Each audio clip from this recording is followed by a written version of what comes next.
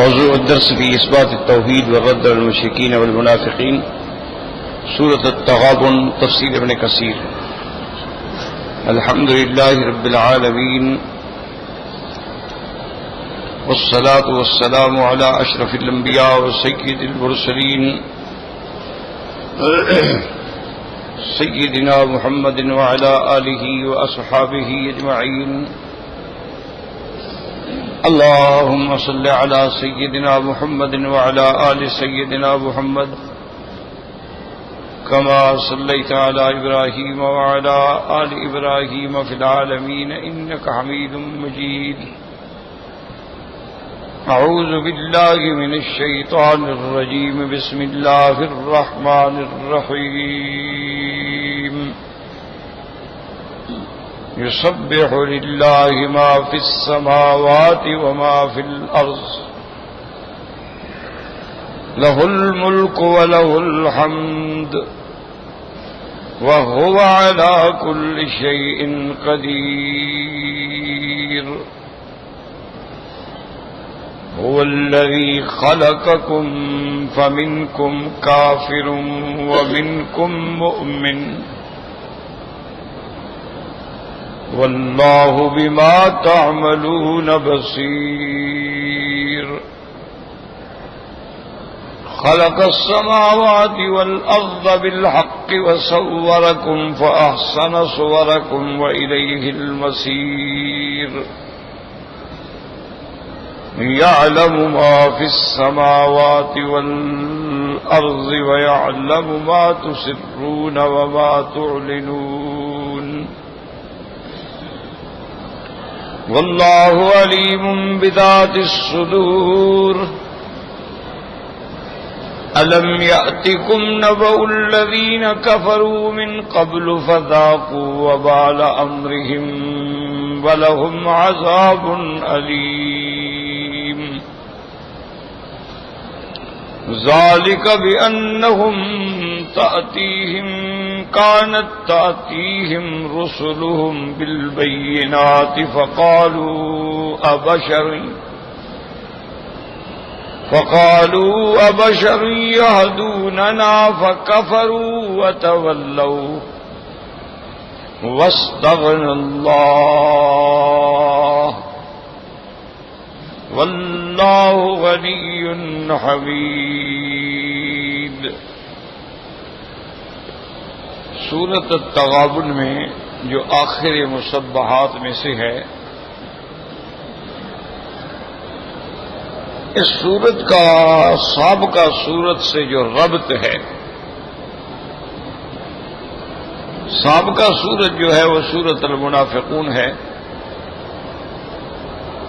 اس کے ربط کے بارے میں علماء نے، مفسرین نے فرمایا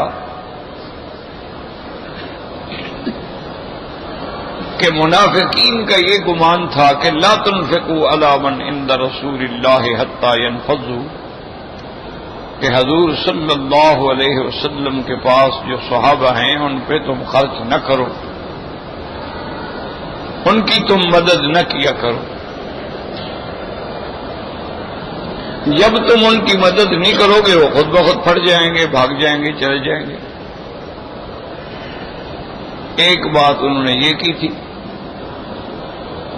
دوسری بات انہوں نے یہ کی تھی، یقولون لئن رجعنا الى المدینۃ لیخرجن الاعز منها الاذل. وہ کہتے تھے کہ جب ہم واپس مدینے میں جائیں گے تو ہم جو طاقتور ہیں، عزت والے ہیں، غلبے والے ہیں، ان کو نکال دیں گے جو کمزور ہیں. یہ دو باتیں تھیں ان کی بنیاد. یعنی ایک تو ان کے گمان میں یہ تھا کہ جب ہم ان پر خرچ نہیں کریں گے تو صحابہ حضور کو چھوڑ دیں گے، لہذا کوئی نماز والا، کوئی عبادت والا ان کے ساتھ رہے گا ہی نہیں. ایک تو اس میں رد آیا. اللہ نے فرمایا میرے مدنی اگر یہ ساری دنیا بھی مجھے چھوڑ دے تو آسمان و زمینوں کی تو ہر چیز میری تصویر بیان کر رہی ہے، مجھے کیا ضرورت ہے. اگر کوئی ایمان لاتا ہے تو اس کا اپنا فائدہ ہے. اگر کوئی کفر کر رہا ہے تو اس کے لیے جہنم ہے، اس کا اپنا نقصان ہے، اللہ تو بے پرواہ ہے، اس کو تو ضرورت ہی نہیں۔ دوسرا یہ سمجھنا کہ ہم ان پہ خرچ نہیں کریں گے تو یہ بھی جاہل ہے۔ آسمان اور زمینوں کے خزانے تو میرے ہاتھ میں ہے، یہ کہاں سے خرچ کریں گے؟ للہ خزائن السماوات والارض، اللہ ہی کے لیے ہیں آسمانوں اور زمینوں کے جو خزانے ہیں۔ تو یہ کیا سمجھتے ہیں کہ ان منافقین کی وجہ سے نظام چل رہا ہے؟ اللہ تبارک و تعالی چاہیں گے تو اور اسباب پیدا فرما دیں گے۔ اللہ تبارک و تعالی اپنے دین والوں کے لیے، اس کے پاس کیا کمی ہے؟ بلکہ اہل اللہ جو ہیں، اللہ والے جو ہیں، وہ تو دنیا سے بھاگتے ہیں، دنیا ان کے پیچھے بھاگتی ہے۔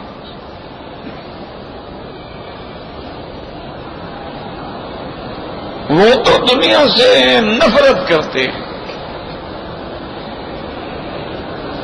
دنیا کو کوئی محبوب چیز نہیں سمجھتے، کیونکہ اللہ کے ہاں بھی محبوب نہیں۔ اللہ کے ہاں اگر اس دنیا کی ایک مچھر کے برابر بھی وقت ہوتی تو کافروں کو اللہ کیوں دیتے، دشمنوں کو اللہ کیوں دیتے؟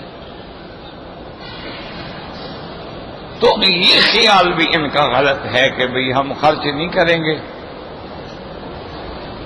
تو آج بھی آپ یعنی مشاہدہ کر سکتے ہیں جو حقائق ہیں، بڑے سے بڑا آپ کے ہاں ذمہ دار ہو، جاگیردار ہو، وہ روزانہ 100-200 بندے کو کھانا نہیں کھلا سکتا۔ ہاں کبھی 10 آ گئے، کبھی 20 آ گئے، کبھی 30 آ گئے، کبھی 100 آ گیا، کبھی 50 آ گئے، کبھی کوئی نہ آیا۔ لیکن جن لوگوں نے اللہ کے دین کے ادارے اور مدرسے بنائے ہیں، وہاں تو یہ پوزیشن ہے، کسی مدرسے میں 300 طالب ہے، کسی میں 800 طالب ہے، کسی میں 1000 طالب ہے، کسی میں 2000 طالب ہے، اور بنگلہ دیش میں تو ماشاءاللہ 8-8 ہزار طالب ہے، ہندوستان میں 6-6 ہزار ایک مدرسے میں۔ اب 6,000 یا 8,000 آدمی کا ناشتہ بھی ملے، دوپہر کی روٹی بھی ملے، رات کی روٹی بھی ملے، ان کو کپڑے دھونے کے لیے صابن بھی ملتا ہے، غریب کپڑے نہ ہوں تو کپڑے بھی ملتے ہیں، کتابیں نہ ہوں کتابیں بھی ملتی ہیں، اور دینے والے کون ہیں؟ وہ فقیر علماء جو بیٹھے ہوئے ہیں پڑھا رہے ہیں۔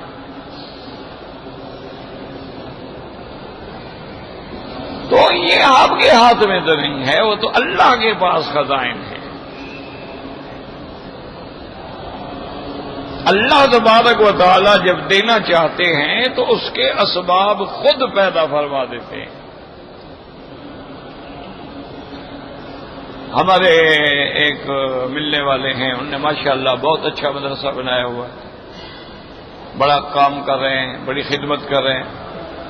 انہوں نے مجھے خود سنایا، کہنے لگے کہ مکی صاحب کو میں نے جو منتظمین تھے انہوں نے کہا کہ مولوی صاحب 3 دن کا باقی مطبخ میں کھانا دینے کے لیے جو اسباب ہیں وہ 3 دن کے ہیں۔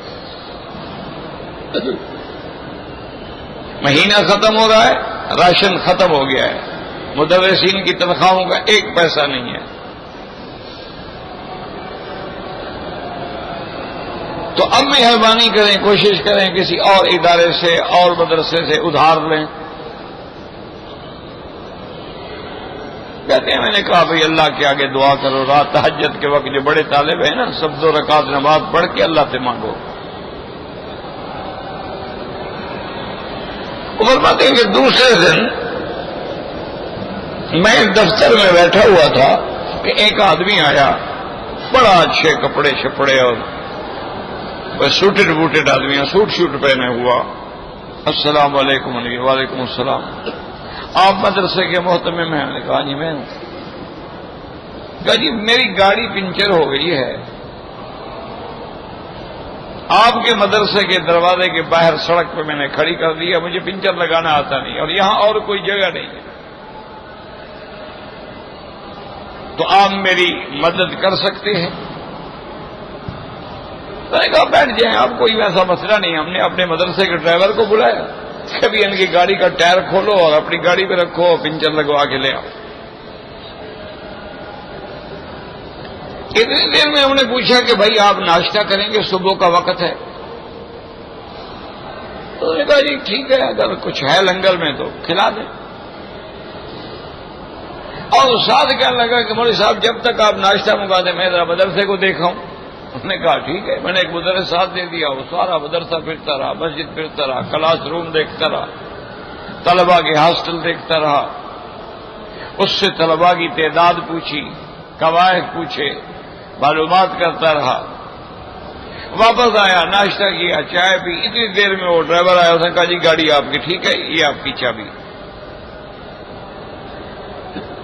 اور صاحب کہتے ہیں کہ وہ باہر گیا اپنی گاڑی تک, تھوڑی دیر کے بعد آیا, اس نے کہا جی یہ 10 لاکھ کا چیک ہے, یہ میری طرف سے مدرسے کے لیے ہے, میں سفر میں ہوں, اس سے زیادہ نہیں دے سکتا, انشاءاللہ میں اپنے گھر پہنچ کے اور بھی بھیجوں گا.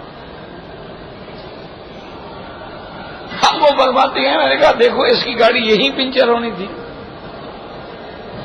اور اس نے ہمارے پاس آنا تھا. اللہ مسبب الاسباب ہے, اس نے ایک ذریعہ بنا دیا, ایک سبب بنا دیا, اور ہم نے نہیں مانگا. ہم نے ان سے نہیں کہا کہ ہمارا مدرسہ محتاج ہے, 3 دن کا کھانا باقی ہے, تم اچھے کپڑے پہنے ہوئے ہو, کچھ کر سکتے, بات ہی نہیں کی. اس نے جب نظام دیکھا, طلباء کی تعداد دیکھی, حیران ہو گیا کہ بھی نہ بستی ہے یہاں, نہ کوئی قصبہ ہے, نہ ساتھ میں کوئی آبادی ہے, بالکل سڑک کے کنارے صرف ایک مدرسہ, ایک مسجد ہے. تو اس لیے اللہ نے ان کا رد فرما دیا کہ للہ خزائن السماوات والارض, آسمانوں اور زمینوں کے خزانے اللہ کے پاس ہیں. یہ جو ہم مار کھاتے ہیں نا, وجہ یہ ہے کہ ہمارا نہ اللہ پہ یقین ہے اور نہ کام پہ یقین ہے. حضرت شاہ جی رحمت اللہ علیہ فرماتے تھے کہ بھائی آم کا موسم ہوتا ہے, ایک آدمی صبح صبح آ کے سڑک کے کنارے پہ ریڑھی لگا کے کھڑا ہو جاتا ہے, آم دھوتا ہے, آم سجاتا ہے, آم لگاتا ہے, کوئی کھڑا رہتا ہے. اس کا اللہ پہ یقین ہے کہ میرا سودا یہی بکے گا, اس کا سودا بھی بک جاتا ہے. اور پھر میں ایک آدمی ٹوکرا سر پہ رکھ کے سارے محلے گھوم رہا ہے, آم آم آم. اس کا عقیدہ یہ ہے کہ بابا جب تک جاؤں گا نہیں, پھروں گا نہیں, کون لے گا. آم اس کے بھی بک جاتے ہیں, آم اس کے بھی بک جاتے ہیں, لیکن اپنے اپنے یقین کی بات ہے. اس کو اللہ پر یقین ہے کہ میرا رزق یہی آئے گا. اسی طرح علماء نے لکھا ہے کہ جیسے موت آدمی نہیں بھاگ سکتا, رزق سے بھی نہیں, جو اللہ نے لکھا ہے وہ ملے گا. وَيَرْزُقْهُ مِنْ حَيْثُ لَا يَحْتَسِبُ, اور ایسی جگہ سے ہم رزق دیتے ہیں اس کے گمان میں بھی نہیں ہوتا. اب آپ دیکھ لیں کہ عبداللہ ابن ابی اور اس کی جماعت منافقین, یہود ملعونین تباہ ہو گئے, برباد ہو گئے, ان کا نام بھی باقی نہیں, ان پہ لعنتیں برس رہی ہیں. اور جو صحابہ تھے اللہ نے ان کو کتنا اونچا کر دیا کہ ساری دنیا ان کے قدموں کے نیچے آ گئی. مشرق سے مغرب تک انہوں نے اسلام کے پرچم گاڑ دیے, خزائن بھر گئے, بیت المال بھر گئے. مدینہ منورہ میں غریب نہیں ملتا تھا کہ کس کو زکات دی جائے. تو یہ تو اللہ کے ساتھ یقین کا معاملہ ہے. اب دیکھیں آپ عمرہ کرتے ہیں تو عمرے میں تو آپ کا 50,000 کسی کا لاکھ خرچ ہو گیا, لیکن حدیث یہ کہتی ہے کہ جتنا عمرہ کرو گے اللہ تمہارے رزق میں برکت دے گا. ہمارا تو کم ہو گیا, 1 لاکھ ہمارا خرچ ہو گیا ہے. اب کسی کو یہ سمجھ نہیں آتا ہے, ابھی لاکھ اس کا خرچ ہو گیا, اللہ کہتے نہیں اس میں برکت ہوگی. یہ کیسے برکت ہوگی؟ لیکن جن کا اللہ پہ یقین ہے ان کو اللہ پاک ایسی جگہ سے دیتا ہے کہ ان کے تصور میں بھی نہیں ہوگا,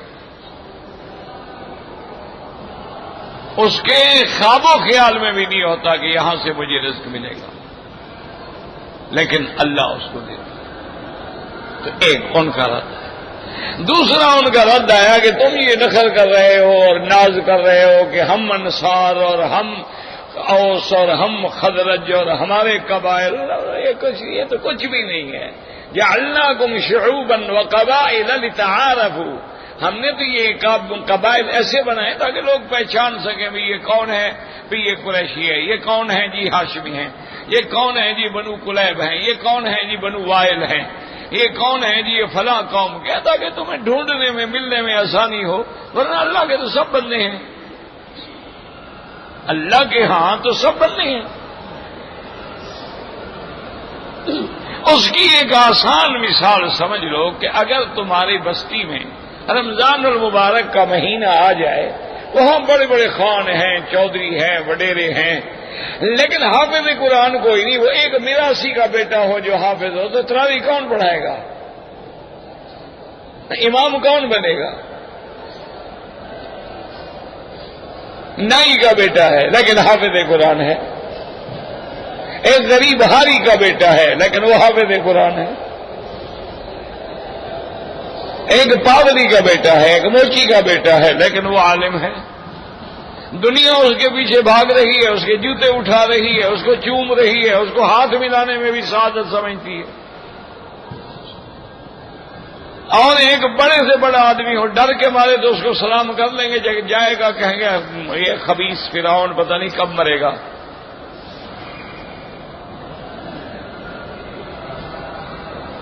تو پھر عزت بھی اللہ کے ہاتھ میں ہے. اور دو فرقے ہیں یاد رکھو، ایک ایمان والے، ایک کافر. اسی لیے سارے قرآن میں آپ دیکھیں اصحاب المیمنۃ ما اصحاب المیمنہ واصحاب المشأمۃ ما اصحاب المشأمہ. اللہ نے فرمایا داہنے والے کیا شان ہے داہنے والوں کی. تو اصحاب الیمین کون ہے؟ مومن. مشامہ کون ہے؟ کافر. اور فرماتے ہیں اصحاب الیمین ما اصحاب الیمین واصحاب الشمال ما اصحاب الشمال. اسی طرح فرمایا فمنکم کافر ومنکم مؤمن. سارا قرآن دیکھ لیں، کفرو آمنو یعنی یا مومن یا کافر. جس نے کلمہ پڑھ لیا ہے وہ بڑا آدمی ہے، وہ چھوٹا آدمی ہے، بس وہ حضور پاک کی امتی ہے اور سب کلمہ پڑھنے والے بھائی. وہاں یہ نہیں دیکھا جاتا کہ حضرت ابو بکر قریشی ہیں اور حضرت عمر قریش سے ہیں اور سیدنا علی بنو ہاشم سے ہیں، سیدنا حمزہ ہیں اور بلال تو بیچارہ حبش سے ہے، غلام ہے، سیاہ فام ہے. نہیں، وہ حضرت بلال اتنا اونچا ہے کہ ابو بکر بھی اس کو کہتا ہے سیدنا بلال. حضرت ابو بکر جب بلاتے تو کہتے سیدنا بلال. سب مکہ فتح ہو گیا. اب اندازہ فرمائیں کہ 10,000 حضور کے ساتھ صحابہ ہیں فتح مکہ میں. مکہ فتح ہو گیا، مسلمان ہو گئے لوگ، اسلام کا پرچم بلند ہو گیا. تو اب قریشی بھی تھے، ہاشمی بھی تھے، بنو امیہ کے بھی تھے، بنو عباس کے بھی تھے، بڑے بڑے لوگ تھے. لیکن انہوں نے فرمایا بلال تم کعبے کی چھت پہ کھڑے ہو کے اذان دو، تاکہ پتہ لگے دنیا کو کہ اسلام میں کوئی گورے کالے کا امتیاز نہیں، تاکہ پتہ لگے دنیا کو کہ اسلام غریبوں کو اونچا کرنے کے لیے آیا ہے، تاکہ پتہ لگے لوگوں کو کہ اسلام غلاموں کو اونچا کرنے کے لیے آیا ہے. اسلام کے نزدیک ایک انسان کی بہت بڑی عزت اور بہت بڑی قیمت ہوتی ہے.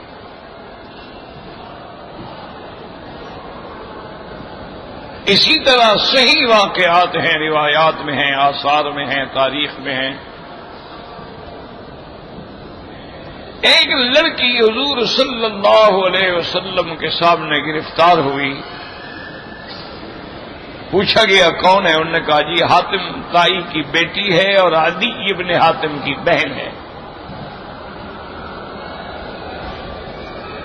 حضور نے فرمایا بھائی اس کو کپڑا دو، اس کے سر پہ دوپٹہ ڈالو، اس کا لحاظ کرو. نے کہا جی کافر ہے. انہوں نے کہا کافرے کا کیا معنی ہے؟ لڑکی ہے، بچی ہے، کسی کی بچی ہو، کافر کی بچی ہو، بچی ہوتی ہے. تو اس پر اتنا اثر ہوا اسلام کا کہ وہ اسلام لے آئی. اسی کی وجہ سے اس کا بھائی اسلام میں آیا کہ اسلام تو دشمنوں کے ساتھ بھی پیار کرتا. اس لیے اللہ نے اس صورت میں منافقوں کی ہر بات کا رد فرمایا ہے، تو لہذا ربط جو ہے وہ واپس ہو. اور اسی طرح آخری آیت کا اول آیت سے ربط، اس کو کہتے ہیں ربط اول سورت ما آخر سورہ، ربط سورت ما سورہ، ربط اول سورت ما آخر سورہ، ربط آخر سورت ما اول سورہ. یہ ربط کے ایک اقسام ہوتے ہیں. تو وہاں آخری آیت کیا تھی کہ یا ایھا الذین آمنوا لا تلھکم اموالکم ولا اولادکم عن ذکر اللہ ومن یفعل ذلک فاولئک هم الخاسرون. اللہ نے فرمایا ایمان والو تمہیں تمہارے مال اولاد غفلت پہ نہ ڈال دیں اللہ کے ذکر سے. یہاں تنبیہ کی گئی کہ اگر تم ذکر نہیں کرو گے یہ بھی تمہارے لیے اللہ کا رحم ہے، کرم ہے، تمہیں کہہ رہے ہیں خیال کرو. تمہیں غفلت سے جگا رہے ہیں، ورنہ اللہ کو کیا ضرورت ہے. یسبح للہ ما فی السماوات وما فی الارض. اللہ کی تسبیح تو جو کچھ آسمانوں میں ہے، زمین میں ہے، سب اللہ کی تسبیح بیان کر رہے ہیں. اسی لیے میں نے عرض کیا تھا کہ قرآن میں آپ دیکھیں گے کہیں آئے گا سبح للہ، کہیں آئے گا یسبح للہ، کہیں آئے گا سبح بحمد ربک، کہیں آئے گا سبحوہ بکرۃ واصیلا، کہیں آئے گا یسبحون بحمد ربہم وقضی بینہم بالحق. تو قرآن پاک میں ہر جگہ تسبیح کا لفظ جو ہے ماضی میں بھی آیا ہے، مضارع میں بھی آیا ہے، امر میں بھی آیا ہے، ہر صیغے میں آیا ہے، تاکہ تنبیہ ہو جائے کہ انسان کے لیے یہ لازم ہے کہ وہ ہر حال میں، ہر وقت، ہر زمان، ہر مکان اپنے دل کا تعلق اللہ سے جوڑے اور اللہ تبارک و تعالیٰ کی تسبیحات بیان کرے. تسبیح کا معنی کیا ہوتا ہے؟ اللہ کی تنزیہ و تقدیس بیان کرے کہ اللہ ہر صفت نقصان سے پاک ہے اور ہر صفت جمال اور کمال سے متصف ہے. یہ معنی ہوتا ہے سبحان اللہ، سبحان اللہ. اس کی مثال آسان سمجھیں، حدیث میں آیا ہے کہ جب سیڑھی پہ اترنے لگو تو کہو سبحان اللہ. کیوں؟ اللہ اترنے سے یعنی اللہ تبارک و تعالیٰ نیچے ہونے سے پاک ہے، وہ تو عظمت والی شان والا واقعہ. ہاں آسمان دنیا میں نزول فرمائے اپنی مرضی سے. اسی طرح حکم ہے کہ اگر اوپر چڑھ رہے ہو تو بڑائی نظر آتی ہے، فینا نہیں کہو اللہ اکبر، اللہ بڑا ہے سب سے. یہ کیا اونچائی ہے؟ ہم پہاڑ پہ بھی چڑھ جائیں گے تو کیا ہو جائے گا؟ اللہ اکبر، اللہ بہت بڑا. تو اس لیے ہر حال میں حکم ہے.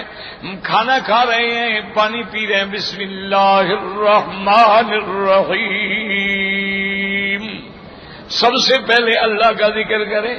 کھانا کھا لیا ہے تو کہیں الحمدللہ الذی اطعمنا وسقانا. اگر کپڑا پہنا ہے تو کہو الحمدللہ الذی کسانا. اگر آپ کو اللہ نے کوئی نعمت دی ہے تو الحمدللہ الذی ما انعمنا. اللہ نے فرمایا ہر حال میں میرا ذکر ہو، ہر حال میں میرا فکر ہو، ہر وقت تیری زبان پہ اللہ کی یاد ہو اور ہر وقت تیرا دل جو ہے وہ اللہ تعالی سے جڑا ہوا ہو. یہ کنیکشن ہوتا ہے، یہ تار ہوتی ہے، جب جڑ جاتی ہے تو ان کو پتا ہے کہ پھر ذکر کا کیا مزہ ہے. اسی طرح لکھتی ہیں کہ ایک کافر کے گھرانے میں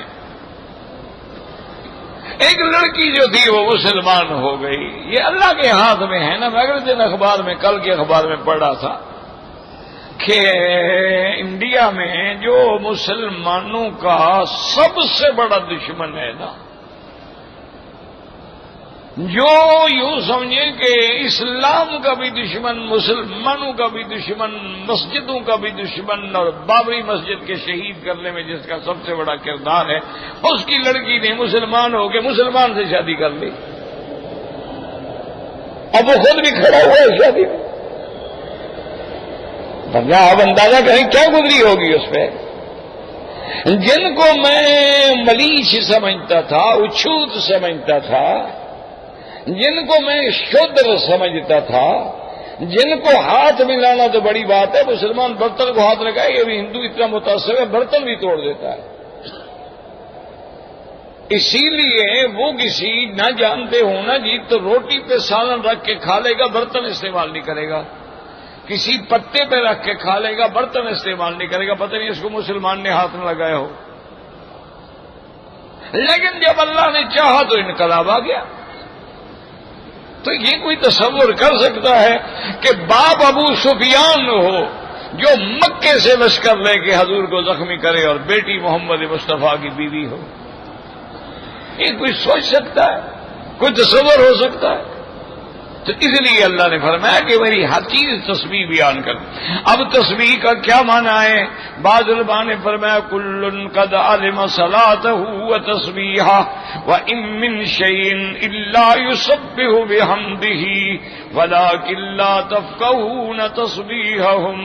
اس لیے علماء کہتے ہیں اگر آپ کتاب الحیوان دیکھیں علامہ دمیری کی یا اور کتابیں دیکھیں، انہوں نے کہا ہر پرندہ بھی ایک بات کہتا ہے جو ہم سمجھتے نہیں، ہر جانور بھی ایک بات کہتا ہے جو ہم سمجھتے نہیں ہیں۔ میرے دوست تھے، ڈاکٹر فوت ہو گئے، اللہ مغفرت فرمائے، اور میں بھول نہ جاؤں بھائی عبد الوہاب صاحب جو ہیں وہ بہت بیمار ہیں، ان کے لیے تمام ساتھی دل سے دعا کریں کہ اللہ شفائے کاملہ عطا فرمائے۔ جو تبلیغی جماعت کے بڑے ہیں نا ریونڈ میں، بھائی عبد الوہاب صاحب بڑا عجیب آدمی ہے، بڑھاپا ہے، معذور ہے، یعنی ویل چیئر پہ ہے، ایک دھن ہے، 24 گھنٹے بس دنیا نہیں دین کا فکر ہے۔ اچھا کوئی ڈائری نہیں، کوئی کتاب نہیں، کوئی کمپیوٹر نہیں، دماغ کمپیوٹر ہے، اس کو ایک ایک جماعت کا پتہ ہے، وہ فلاں ملک میں ہے، وہ فلاں ملک میں ہے، وہ فلاں ملک میں ہے، آج فلاں پہنچ گئے، آج فلاں جگہ پہنچ گئے، اب یہاں پہنچ پتہ بھائی تم حافظ ہو، تمہیں جن آگے بتاتے ہیں کہا کیا ہے، اللہ کی شان ہے۔ اور تڑپ ایسی ہے کہ آج سے 2 سال پہلے تشریف لائے حج پہ، تو میں نے بعض دوستوں سے کہا، میں نے یار سنا ہے کہ بھائی عبد الوہاب صاحب بھی آئے ہیں اور بھی کوئی بزرگ آئے ہیں ہندوستان سے، بنگلہ دیش سے، پاکستان سے، تو ذرا پتہ کرو کہاں ٹھہرے ہوئے ہیں، تو میں چاہتا ہوں ان کے پاس جاؤں، زیارت کروں، ملاقات کروں، ان سے دعا کے لیے عرض کروں۔ تو انہوں نے پتہ کیا اور ان کو بتایا کہ مکی صاحب آپ کو ملنے کے لیے آنا چاہتے ہیں۔ فوراً اس کو مکی صاحب کو نہیں بتانا ہے، بتانا نہیں، اس کو جگہ نہیں بتانی ہے، وہ آ جائیں گے، وہ نہیں آنے، میں جاؤں گا۔ کیا سوچیے، اس نے کہا، میں نے کہا بے وقوف تم نے کیوں بتایا میرا نام؟ میں نے تو کہا تھا جگہ بتاؤ کہاں ہے۔ انہوں نے کہا حضرت وہ نہیں مانتے، آپ نہیں مانتے، ہم مصیبت میں آ گئے، کریں کیا، ہم کہاں جائیں؟ میں نے کہا ایسا کرو، نہ وہ میرے گھر پہ آئیں نہ میں وہاں جاتا ہوں، حرم میں جہاں بیٹھتے ہوں یہیں مل لیتے ہیں۔ تو یہاں بابی ام ہانی کے پاس بیٹھے تھے، میں زبردستی جا کے ملا۔ تو مقصد یہ ہے کہ وہ اتنا اپنے آپ کو مٹا دیا ہے کہ بھائی وہ مجھے ملنے کیوں آئے، میں ملنے جاؤں گا۔ نفس تو ہے ہی نہیں نا ان لوگوں کا، نہ غرور ہے، نہ کبر ہے، نہ تکبر ہے، نہ دنیا و دکھلاوا ہے، نہ کوئی مقصود ہے، صرف ایک مقصود ہے کہ اللہ راضی ہو جائے۔ دیکھو باقی یاد رکھو ہر جماعت میں کوتاہیاں بھی ہوتی ہیں، غلطیاں بھی ہوتی ہیں، کیونکہ ہر قسم کا آدمی ہوتا ہے نا، میرے جیسے بھی تو ساتھ چل پڑتے ہیں۔ اب جو میرے گناہ ہیں وہ ان کے کھاتے میں پڑ جاتے ہیں، جو میری غلطی ہے ان کے کھاتے میں پڑ جاتی ہے۔ بہرحال دعا کریں اللہ پاک ایسے لوگوں کو زندہ رکھے اور زیادہ سے زیادہ دین کی خدمت کی توفیق دے. یہ بڑے لوگ جب چلے جائیں گے نا پھر تمہیں پتہ لگے گا. جب تک نعمت موجود ہو نا کوئی قدر نہیں ہوتی. جب نعمت چھپ جاتی ہے پھر پتہ لگتا ہے. جب تک امام بخاری رحمت اللہ علیہ زندہ رہے لوگوں نے ٹکنے ہی نہیں دیا, کسی جگہ رہنے نہیں دیتے تھے آپ کو. جہاں جاتے مخالف.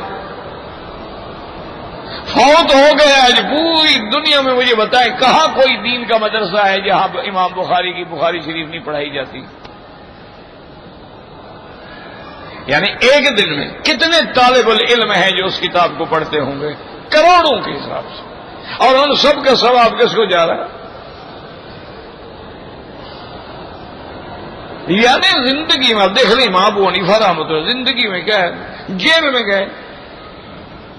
شیخ الاسلام ابن تیمیہ رحمہ اللہ جیل میں گئے.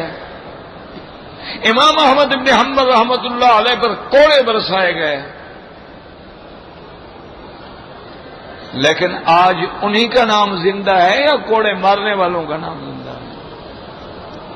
آج انہی کا نام زندہ ہے یا جیل میں بھیجنے والوں کا نام زندہ ہے؟ آج حسین کا نام زندہ ہے یا یزید کا ظلم زندہ ہے؟ یہ حقائق ہیں, آپ کو نہ سمجھ آئے تو الگ بات ہے. اللہ ہی محروم کر دے تو بندہ کیا کر سکتا ہے؟ لاکھ تقریریں کرو کچھ فائدہ نہیں ہوگا. لاکھ ان کو جناب دودھ پلاؤ تو سانپ کا بیٹا تو سانپ ہی ہوگا.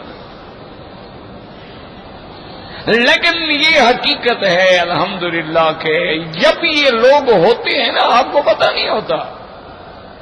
ایک حدیث ہے میرے مدنی پاک کی رحمت دو عالم کی صحیح حدیث ہے. آپ نے فرمایا کہ جب آدمی رات کو آیت الکرسی پڑھ کے اپنے گھر میں حصار کرتا ہے, صرف اس گھر کو نہیں ساتھ کے جتنے گھر ہیں اللہ کہتے ہیں ان کی بھی حفاظت کرو.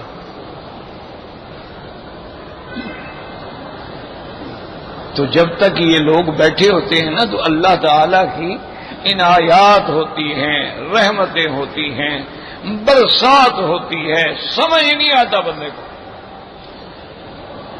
جب وہ لوگ وہاں سے چلے جاتے ہیں, ابھی میں بنگلہ دیش جب گیا تھا تو وہاں ایک مدرسہ ہے, اس جگہ کا نام بھی 8000 ہے. تو اچھا خدا کی شان یہ مدرسے کے طالب بھی 8000 ہیں.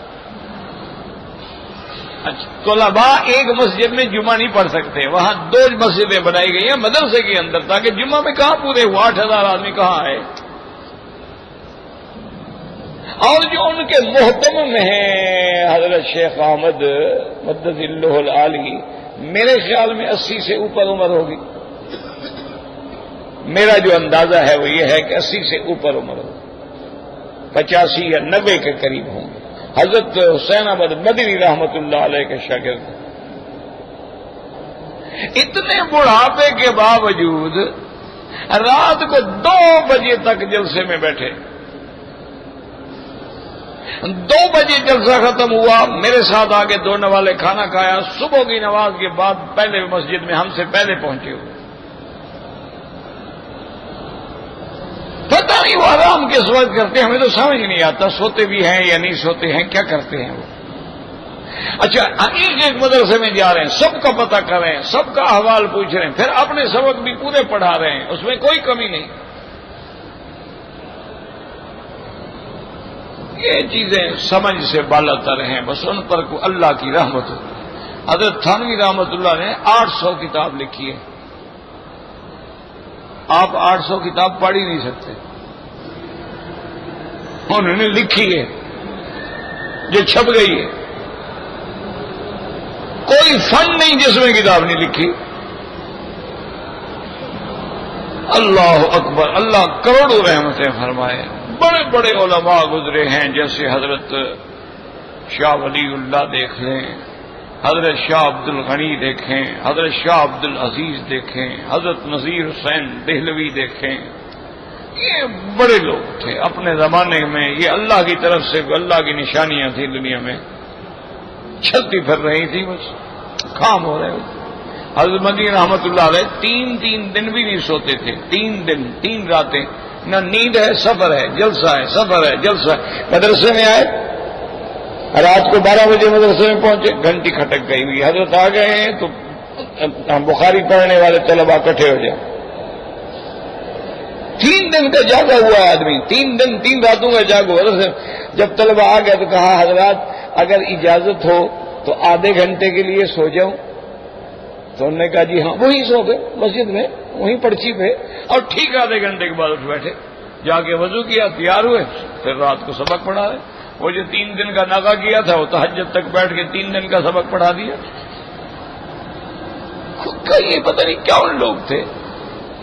وہ شورش کاشمیری گئے تو بڑا عجیب آدمی، اللہ اس کی قبر پہ رحمت فرمائے، تو اس نے جب ان علماء کی تاریخ لکھی نا، وہ کہتے ہیں معلوم ایسے ہوتا ہے کہ صحابہ کی جماعت کے لوگ تھے، صحابہ آگے چلے گئے، یہ پیچھے رہ گئے، یہ ہمارے مقدر میں تھا، بس یہ بچ گئے وہاں سے، تو یہ ہمیں ملنے تھے تو ہمیں اللہ نے ملا دیا۔ تو بہرحال تو اس لیے ہمیشہ یاد رکھیں کہ ہر چیز اللہ کی تسبیح کہہ رہی ہے، اگر ہم نہیں کہیں گے تو کیا ہو جائے گا؟ اب آسمانوں میں کتنے فرشتے یسبحون بحمد ربہم ویستغفرون، اللہ فرماتے میری تسبیح کہہ رہے ہیں اور زمین والے ایمان والوں کے لیے اللہ سے معافی مانگ رہے ہیں، یا اللہ اپنے بندوں کو معاف کر دے، یا اللہ اپنے بندوں کو معاف۔ اس لیے فرمایا یسبح للہ ما فی السماوات وما فی الارض، اور آگے دوسرا مسئلہ میں لہ الملک ولہ الحمد، اسی ہی کے لیے ملک ہے، اسی ہی کے لیے سب تعریف ہے، یہ ساری کائنات کا مالک صرف اللہ ہے۔ قل اللہم مالک الملک تؤتی الملک من تشاء، اور کہیں فرماتے ہیں تبارک الذی بیدہ الملک وہو علی کل شیء قدیر۔ تو جب سب کچھ اس کا ہے تو مانگو بھی اس سے جس کا ہے، جن کے پاس کچھ نہیں۔ والذین یدعون من دونہ ما یملکون من قطمیر، اللہ نے فرمایا جن کو اللہ کو چھوڑ کے جن سے تم مانگتے ہو وہ تو کھجور کے اوپر جو چھلکی ہے اس کے بھی مالک نہیں ہے۔ کیا کہہ رہے ہو؟ کس کو مانگ رہے ہو؟ اس سے مانگو جو سب خزانوں کا مالک ہے، جو ہر ملک کا مالک ہے، اور اسی کی تعریف ہے، کیونکہ اس کا ہر کام جو ہے تعریف ہے، اس کا ہر کام جو ہے وہ حکمت پہ مبنی ہے۔ اللہ نے جو کچھ بھی بنایا ہے اس میں حکمت ہے۔ شیطان کو پیدا کیا نہ کرتے، لیکن شیطان پیدا نہ ہوتا تو امتحان کیسے ہوتا؟ شیطان پیدا نہ ہوتا تو آدم زمین پہ کیسے آتے؟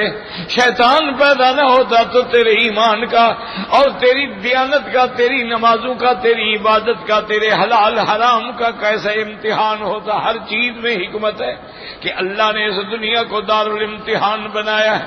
فرمایا لہ الملک ولہ الحمد وہو علی کل شیء قدیر، وہ ہر چیز پہ قادر ہیں، جو چاہیں جب چاہیں جیسا چاہیں۔ ما شاء اللہ یکن وما لم یشاء لم یکن ولا حول ولا قوت الا باللہ العلی العظیم، جو چاہیں وہ ہوگا، جو نہ چاہیں وہ نہیں ہوگا، چونکہ ہر چیز پہ قادر ہیں۔ وہ چاہیں تو مٹی سے آدم کو پیدا فرما دیں، وہ چاہیں تو نور سے فرشتوں کو پیدا فرما دیں، وہ چاہیں تو آگ سے جنات کو پیدا فرما دیں، وہ چاہیں تو پھر جن انسانوں کے جوڑے سے اولاد پیدا فرما دیں، وہ چاہیں تو بچے پیدا فرمائیں، بچیاں پیدا فرمائیں، جوڑے پیدا فرمائیں، وہ چاہیں تو نہ دیں، وہ چاہیں تو زمین سے فصلیں اگائیں، وہ چاہیں تو زمین کو بنجر کر دیں، وہ چاہیں تو بادلوں کو چلا کے مردہ زمینوں کو زندہ وَهُوَ عَلَى كُلِّ شَيْءٍ قدیر۔ هُوَ الَّذِي خَلَقَكُمْ فَمِنْكُمْ كَافِرٌ وَمِنْكُمْ مُؤْمِنٌ۔ یاد رکھیں اس کا آسان ترجمہ یہ ہے کہ اللہ نے تم کو پیدا کیا، پیدا تو کرنے والے اللہ ہیں. اب تم میں سے کچھ ایسے ہیں جو مومن بن گئے, ایمان لائے, اور کچھ ایسے ہیں جنہوں نے کفر کیا, کیونکہ اللہ نے فرما دیا تھا وَمَنْ شَاءَ مِنْكُمْ فَلْيُؤْمِنْ وَمَنْ شَاءَ فَلْيَكْفُرْ. جو چاہے ایمان لائے, جو چاہے کفر کرے, اللہ کو کسی کی کوئی ضرورت نہیں ہے. تو اللہ نے سب کو پیدا کیا. اور بعض علماء فرماتی ہیں اللہ نے ہر بندے کو, ہر انسان کو دین فطرت پہ پیدا کیا ہے. کل مولود یولد علی الفطرت, جیسے کہ حضور پاک نے فرمایا فَأَبَوَاهُ يُهَوِّدَانِهِ وَيُنَصِّرَانِهِ وَيُمَجِّسَانِهِ. حضور نے فرمایا جب بچہ پیدا ہوتا ہے دین فطرت پہ ہوتا ہے. ماں باپ یہودی ہیں یہودی بنا دیتے ہیں, نصرانی ہیں تو نصرانی بنا دیتے ہیں, مجوسی ہیں تو مجوسی بنا دیتے ہیں, ماں باپ نمازی ہیں تو نمازی بنا دیتے ہیں, ماں باپ شرابی ہیں تو شرابی بنا دیتے ہیں, ماں باپ با حیا ہیں تو با حیا بنا دیتے ہیں, ماں باپ بھی بے حیا ہیں تو اولادیں بھی بے حیا ہو جاتی ہیں. ورنہ اللہ نے تو سب کو دین فطرت پہ پیدا کیا. فَمِنْكُمْ مُؤْمِنٌ وَمِنْكُمْ کافر. اور بعض علماء فرماتے ہیں اللہ ہر چیز پہ قادر ہے. یحییٰ پیدا ہی ایمان پہ ہوا ہے, جیسے عیسیٰ علیہ السلام کو پیدا ہی ایمان پہ کیا ہے کہ ابھی آپ جھولے میں ہیں اور کہتے ہیں انی عبد اللہ آتانی الکتاب وجعلنی نبیا. یحییٰ علیہ السلام بھی ولد مؤمنا ومات مؤمنا. اور علماء فرماتی ہیں فرعون جو تھا وہ ولد کافرا ومات کافرا. اللہ نے اس کو پیدا ہی کافر کیا ہے اور مرا ہی کفر پہ ہے.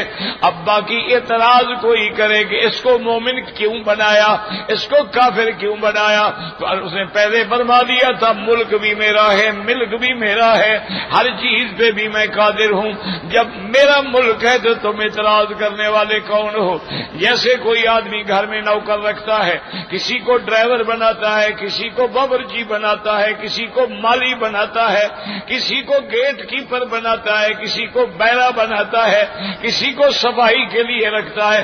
اب کوئی یہ کہے کہ دیکھو کیسا آدمی ہے, صفائی والا تو یار اچھا خاصا آدمی ہے, اس کو ڈرائیور بنا دیتا. وہ یار بنا آدمی کو دیکھو خام خواہ روٹی پہ لگایا ہوا, یہ اگر گیٹ پہ ہوتا تو بڑا مضبوط تھا. وہ کہے گا میرے ملازم ہے تیرے ملازم ہے, تو میری مرضی ہے میں جہاں لگاؤں. تو اللہ فرماتے ہیں جب مخلوق میری ہے, ملک میرا ہے, مملوک میرے ہیں, عبد میرے ہیں, تو میری مرضی ہے. میں اگر کسی کو ایمان نصیب کرتا ہوں اور کسی کو نہیں کرتا ہوں, میری مرضی. من یہدہ اللہ فلا مضل لہ وَمَن يُضْلِلْهُ فَلَا هَادِیَ لَهُ. جس کو اللہ ہدایت دے کوئی گمراہ نہیں کر سکتا, جس کو اللہ گمراہ کرے کوئی ہدایت نہیں دے سکتا.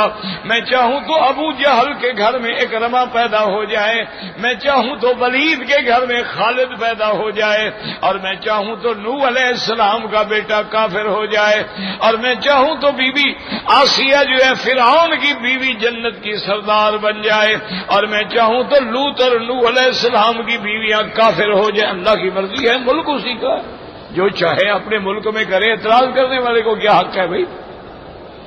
اس لیے فرمایا هو الذی خلقکم. اچھا خلقکم کا کیوں الا لہ الخلق والامر.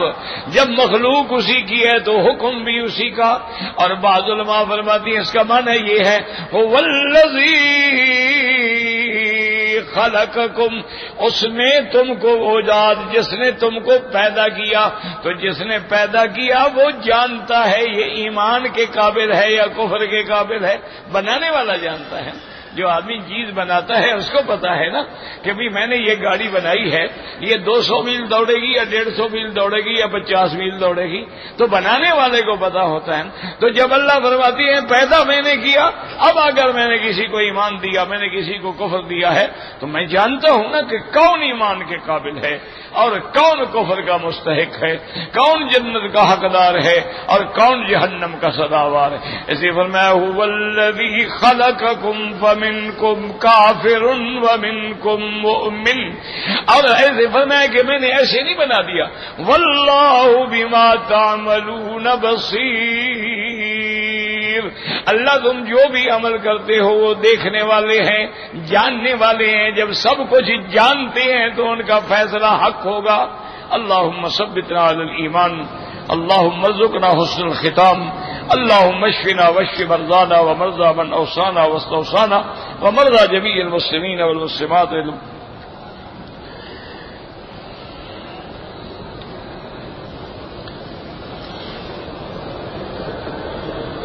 کہتے جی کہ پہلے لوگوں نے حضور کو دیکھا تھا، ہم نے بغیر دیکھے ایمان لائے، لیکن ہمارا رتبہ ان کے ساتھ نہیں مل سکتا جس نے دیکھا ہو، بغیر دیکھے والے کے ساتھ مل سکتا ہے؟ ایک آدمی نے کعبہ دیکھا ہے، ایک نے نہیں دیکھا، تو نہ دیکھنے والے کو تو کبھی تم نے حاجی صاحب نہیں کہا، دیکھنے والے کو حاجی صاحب کہتے ہو نا۔ تو جنہوں نے حضور کو دیکھا ہے ان کا کیا مقابلہ، باقی ایمان بالغیب پہ ہمیں بھی مرتبہ ملے گا۔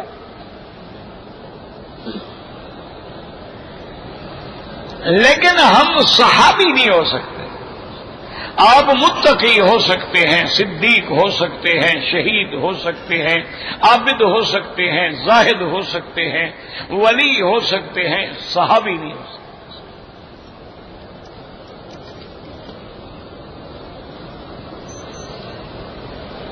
حضرت علی نے شادی مکے میں کی تھی یا مدینے میں؟ کون سی شادی؟ ان کی تو 9 شادیاں تھیں، یہ بھی تو لکھتے نا کہ کون سی شادی۔ اگر مراد بی بی فاطمہ کی شادی ہے، صاف ظاہر ہے وہ مدینے میں ہوئی تھی، وہ تو مکے میں ہوئی نہیں ہے۔ اور باقی شادیاں جو ہے وہ بھی مکے میں نہیں ہوئے، چونکہ ہجرت کے بعد تو پھر حضرت علی مکے میں نہیں ٹھہرے، حج پہ آتے تھے چلے جاتے۔ حضرت عثمان مہاجر تھے یا انصار تھے؟ اللہ کے بندے، تو یہ بھی پتہ نہیں کہ حضرت عثمان مکے کے رہنے والے تھے، مہاجر تھے۔ لا الہ الا اللہ۔ کہتے ہیں مدینے سے کہا گیا تھا اس کا پتہ نہیں، اس کا زیارت کدھر ہے مجھے تو نہیں سمجھ آیا، کیا لکھا ہے آپ نے؟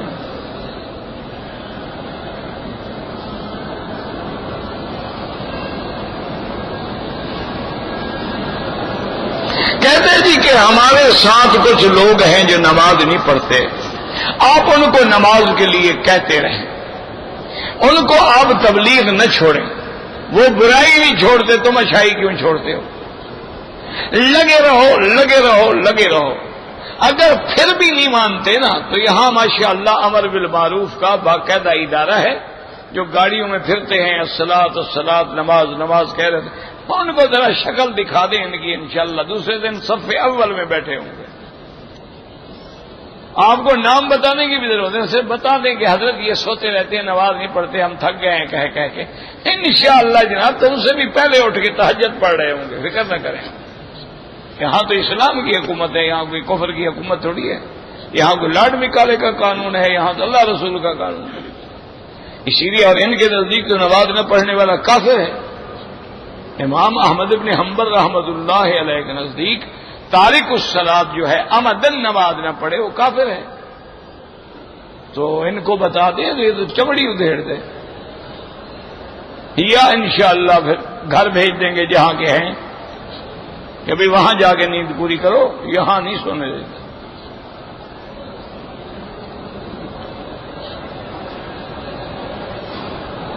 کہتے جی کہ ہم لوگ مکے میں رہتے ہیں، مکے میں رہتے ہوئے ہم نے حج قران کیا۔ ماشاءاللہ مکے والوں کا قران کیسے ہو گیا بھائی؟ یہ تم نے اصل میں نام سن رکھے ہیں، پتہ چلتا تمہیں کوئی نہیں، نہ قران کا نہ تمتع کا نہ افراد کا، بس دل میں آ گیا بس ہم نے قران کیا ہے، بس قران بھی کہا کہ باہر والوں کا ہوتا ہے، مکے میں رہنے والوں کا کہاں سے قران آ گیا؟ ذالک لمن لم یکن اہلہ حاضر المسجد الحرام، ہے تو قرآن کا مسئلہ ہے کہ تمتع اور قران وہ کرتے ہیں جو باہر سے آتے ہیں۔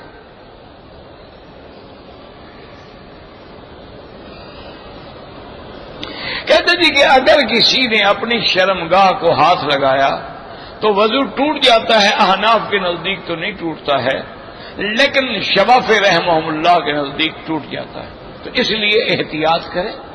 دیکھو نا اصول ہوتا ہے، جس مسئلے میں تھوڑا اختلاف ہو جائے نا وہاں احتیاط کرو۔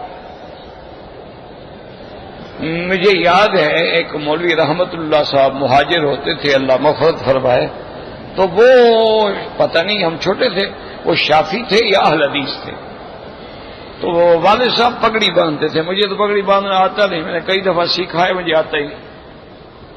تو بہرحال وہ پگڑی باندھتے تھے ماشاءاللہ، جیسے وہ بلوچ لوگ باندھتے ہیں نا بڑی پگڑیاں. تو بہرحال وہ پگڑی پر چارپائی پہ ایسے رکھ دیتے تھے اور چوکی پہ بیٹھ کے وضو کرتے تھے. تو کبھی کبھی ہماری والدہ محترمہ وہ پگڑی اٹھا کے دینے کے لیے پیش کر دو، نہیں وہاں رکھ دو. میرے پیچھے ایک آدمی ہے جس کا عورت سے ہاتھ لگانے سے وضو ٹوٹ جاتا ہے، اس بیچارے کی نماز تو خراب نہ ہو، میں خدا کو کیا جواب دوں گا؟ لہٰذا چار پہ رکھ دوں، خود اٹھا لوں گا بس، تاکہ اس غریب کی تو نماز ٹھیک ہو نا. اسی لیے پہلے جو علماء تھے وہ نماز میں ہر چیز کا احترام کرتے تھے کہ تاکہ ایسا کوئی عمل نہ ہو جائے کہ کسی آدمی کی نماز نہ ہو. اب دیکھیں نا، عصر کے بعد طواف کے 2 رکعت ہیں، پڑھنے کے لیے امام احمد بن حنبل رحمۃ اللہ علیہ کے نزدیک جائز ہے، امام شافعی کے نزدیک جائز ہیں، امام ابو حنیفہ رحمۃ اللہ علیہ کے نزدیک منع ہے. تو اگر آپ مغرب کے بعد پڑھ لیں گے پھر تو کسی کا جھگڑا نہیں ہے نا. تو ایسا کام کیوں نہ کریں جس میں اختلاف پیدا ہی نہ ہو، وہ کریں. آپ مجبوری ہے، کر لیں.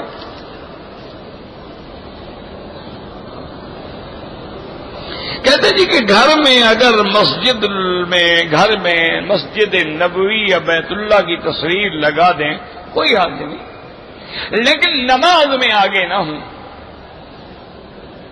چونکہ نماز میں آدمی کا خشوع اور خضوع جو ہے نا وہ ختم ہو جاتا ہے. نماز میں یہ حکم ہے کہ تمہاری نظر سجدے کی جگہ پہ ہو، ادھر ادھر بھی نہ ہو، اور کوئی ایسی پھول والی چیز، یہ چیزیں جیسے قالینیں ہیں ان کے اوپر کوئی کپڑا ڈال لے تو اور زیادہ اچھا ہو، تاکہ آدمی کا خیالات منتشر نہ ہو. لگاتار 3 حج کریں، 100 حج کرو، فضیلت ہی فضیلت ہے. ان کا مراد کیا ہے؟ علم یجد کا یتیم، تو حضور پاک یتیم نہیں تھے. اس میں کیا ہے بھائی؟ سرکار دو عالم صلی اللہ علیہ وسلم کے والد آپ کی پیدائش سے بھی پہلے فوت ہو گئے، والدہ ابھی آپ بچے تھے فوت ہو گئے، تو یتیم تو تھے نا. علم یجد کا یتیمن فآویٰ وجدک ضالا فہدیٰ. اس کا معنی یہ ہے کہ جب تک اللہ نے قرآن نہیں بھیجا حضور کو تو پتہ نہیں تھا. ما کنت تدری ما الکتاب ولا الایمان، آپ کو تو میرے نبی پتہ نہیں تھا نا کہ قرآن میں کیا ہے، ایمان کے حکام کیا ہے، اسلام کے حکام کیا ہے. تو جب تک ہم نے آپ کو ہدایت نہیں کی تو آپ نہیں جانتے تھے.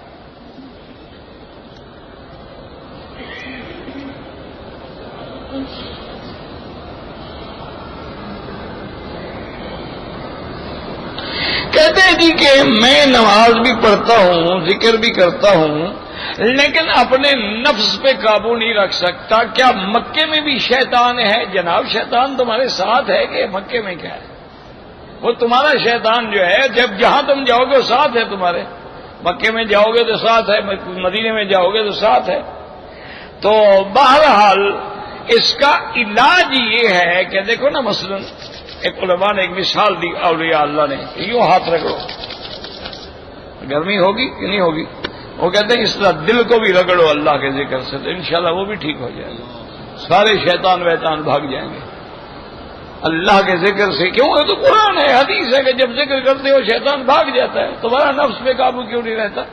معنی یہ ہے کہ تم ان لوگوں کے ساتھ رہتے ہو جو ذکر کے کرنے والے نہیں ہیں، ان کی صحبت چھوڑ دو، صحبت صالحین اختیار کرو، اچھے لوگوں کے ساتھ رہو، انشاءاللہ پھر نفس بھی قابو میں رہے گا، ہر چیز قابو میں رہے گی.